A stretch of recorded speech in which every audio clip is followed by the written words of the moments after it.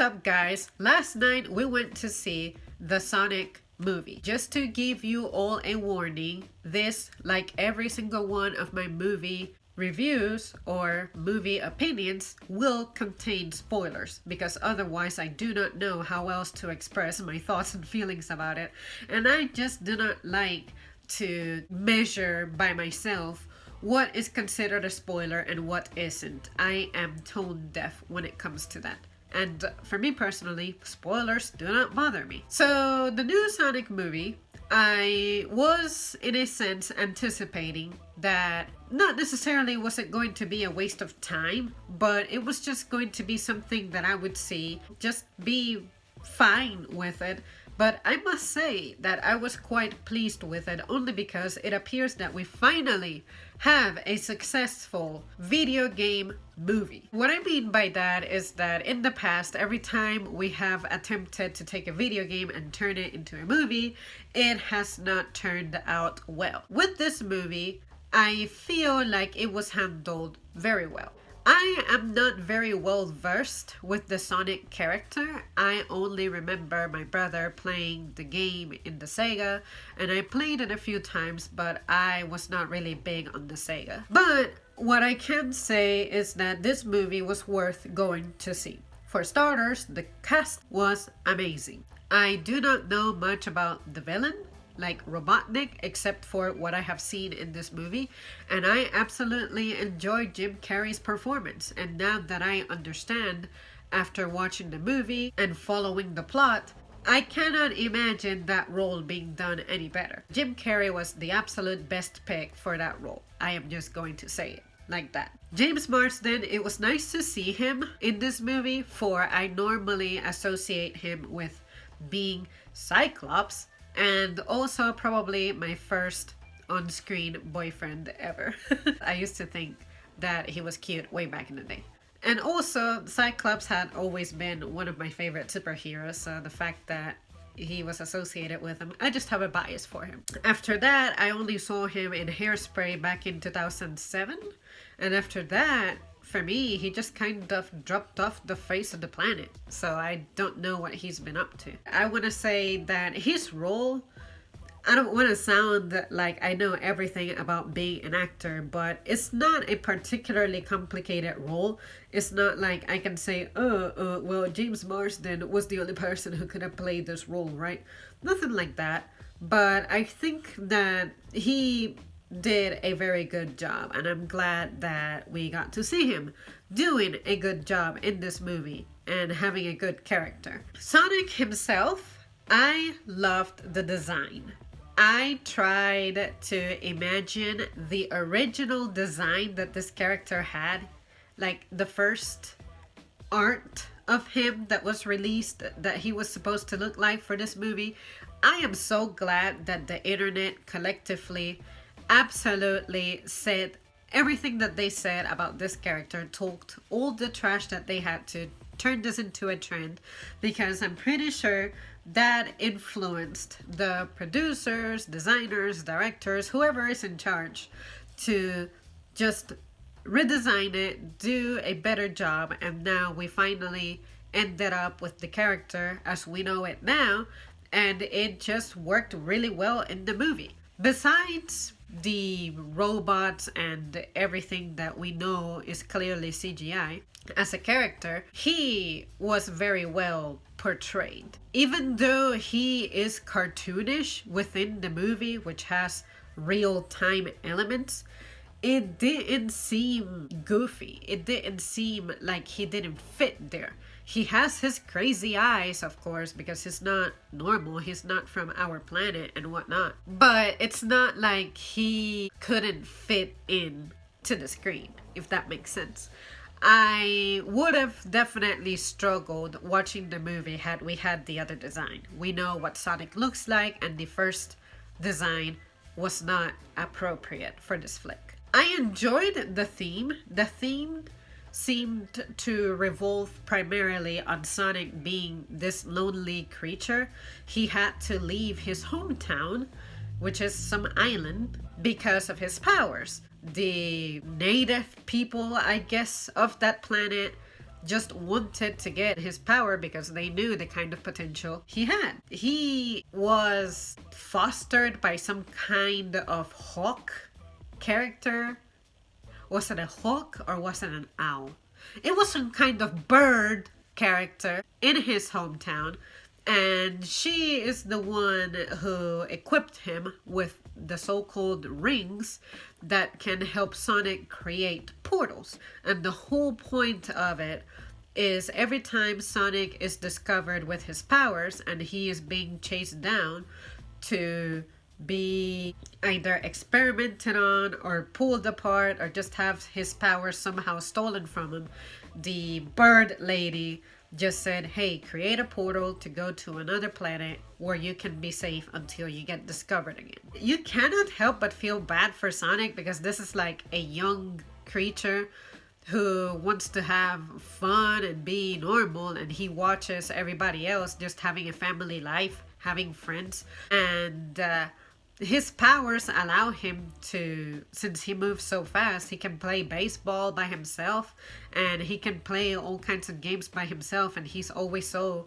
adorable looking when he's having fun. He observes other people living great lives with another person. He pretty much got to know everyone in Green Hills, even though nobody knew about him except for this crazy guy in the town who kept saying that there's some kind of blue devil going about, and no one believed him until the blue devil was finally seen and I guess captured. What's interesting to note is that Sonic also generated some kind of bucket list once he learned what a bucket list is, and all he wanted was to have friends, to start fights at bars, maybe receive a gift from someone, and he gets his red shoes from a girl.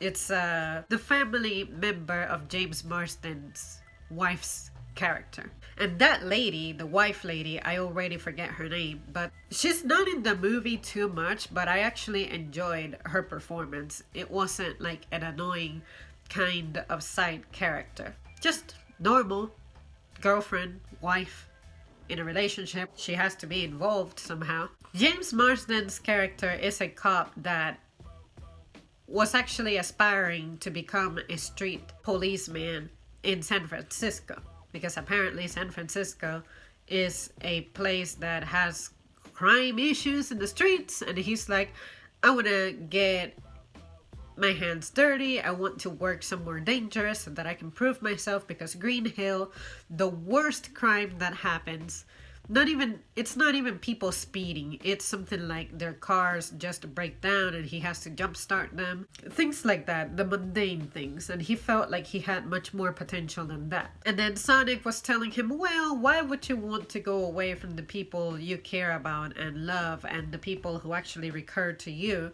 to help them with anything that happens? So in a sense, the theme takes a little bit of a turn there as well, saying, do you really want to focus on your career, or can you settle down with what you have and live a full, satisfying life? Something like that is what I interpret. Why would you want to leave your hometown if you're fine living there? Like, you have a career, it's a peaceful place. Why would you want to endanger yourself? It's okay to have ambitions and aspirations, but is that really what you want? When Sonic is discovered by Thomas, that's the name of James' character, he is wearing a San Francisco t-shirt, and Sonic tried to create a portal to escape from Thomas, although Sonic has said that Thomas is his favorite person, even though they have never really met. He names him the Donut Lord or something. Eventually, Donut Lord, which is Thomas, creates a portal to help Sonic against Robotnik. But of course, the objective of Robotnik is to take Sonic and experiment with him, since he was able to, out of anger, create a power surge that completely got rid of power in the northwest of the country, or something like that. And from a quill, I think it's what they're called, from one of those, Robotnik was able to determine that Sonic has unlimited energy. So with that kind of power, God knows what kinds of things Robotnik, which is supposed to be the most genius person on the planet, what he could create. The government keeps him quiet as possible, and in the end, they're saying, oh, Robotnik, there has never been such a person. That person has never existed. Because Robotnik ends up being sent to the Mushroom Planet, which Sonic absolutely hates. And anyway, Sonic loses his rings because he got scared by Thomas and he was trying to escape, but he imagined San Francisco, that one building in the San Francisco shirt that Thomas was wearing, and then his little pouch with all the rings fell into the portal, but he had gotten shot by Thomas with a tranquilizer, and his legs were pretty much numb, and he was just too slow to make it into the portal before it closed. Pouch fell into the portal before Sonic could drop into the portal as well. So the new objective in the movie became Sonic retrieving his rings. But yeah, I think that the plot was clear, the objective was clear, it was fulfilled in a fun way. And I just liked that Sonic looked good, sounded good, moved well, performed well. It was entertaining. And something else that I was glad to see, which I consider was a good use of an element, was that we have, on 2 occasions, we have Days of Future Past Quicksilverish scenes, which we totally knew that we could expect that, given how good of a precedent such a scene has established for future movies that involve speedy characters. But it was very well done. It was fun, put together in an amusing way, and yeah, just know that you can definitely count on seeing that there, and it's worth it.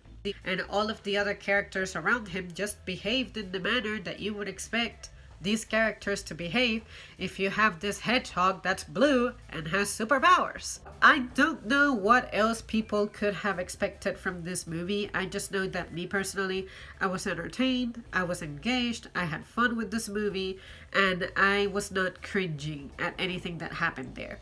Whereas in the past, other video game movies, they were definitely cringe-worthy.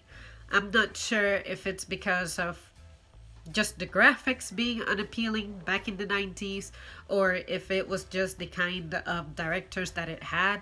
I feel like a lot of the times the people who are put in charge of these movies just don't know their characters well. They don't know the story very well. And maybe you try to come up with a product based on stereotypes, and maybe that's what ruins it. Whereas this time around, I don't know if this is true because I don't look up this information because I don't care and I don't have time for that. The only reason I watch movies is because I get taken to see them. But I think that maybe someone more knowledgeable, someone who actually grew up playing these games, had a say in this project. And I guess it helps that the people who are top executives are starting to like age, maybe retire, or maybe just perish.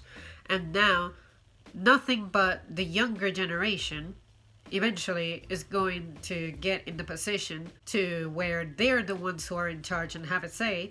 And these are people who grew up during the time and probably even invested themselves into these games.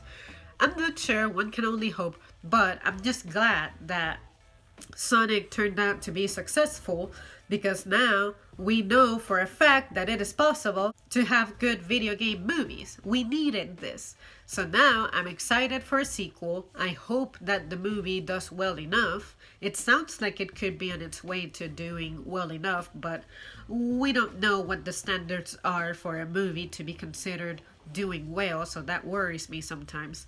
But if we have more movies like this, the technology is there. I mean, there's just no excuse. It's just that the writing has been done poorly in most occasions. But this definitely opens up many opportunities for other video games to be turned into movies, and then we finally get good video game movies. One can only hope. I would definitely be on board to seeing more movies like this. I wasn't sure how I was going to feel about Sonic looking cartoonish versus everything else, all of the other elements in the movie. But like I said, it was handled very well. I pretty much said more of what happens in the movie more than my opinion around it, but it's just, I'm thrilled that I went to see this. I remember it very well, and you guys know that I usually don't remember movies that well, but this one is particularly outstanding given that I have never had this much of a good time with a video game movie. What do you guys think? Do you intend to watch this movie? Do you even care for video game movies? What do you think has been the worst video game movie ever? Do you feel like in the future we will be getting more of these? Let me know your thoughts. Alright guys, well as always, thank you so much for tuning in, and I will see you soon.